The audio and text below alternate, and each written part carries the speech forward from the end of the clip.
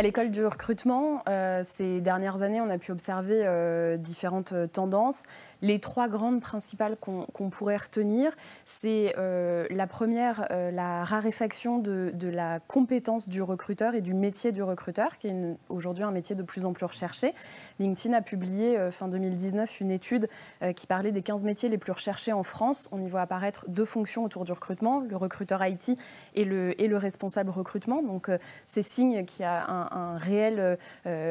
intérêt aujourd'hui pour les fonctions recrutement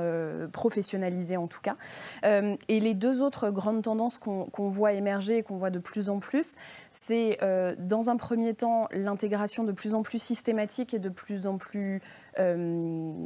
intégrée des hiring managers, donc des opérationnels qui sont en posture de recrutement et qu'on se doit en tant que recruteur d'accompagner aussi dans le process pour garantir une expérience candidat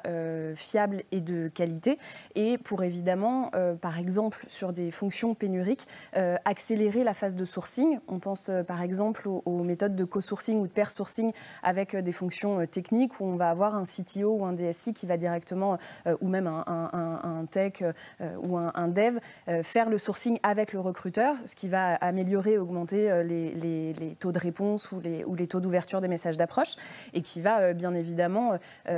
donner au candidat beaucoup plus envie de répondre et de candidater quand il n'est pas encore candidat. Et ensuite, on réalise aussi qu'on a beaucoup d'accompagnement de la part des recruteurs pour les hiring managers autour de l'entretien et c'est une autre observation qu'on a à l'école du recrutement ces dernières années et particulièrement sur l'année 2020, ça a été un gros sujet chez nous qui est la prise de conscience de l'importance de structurer et de professionnaliser l'évaluation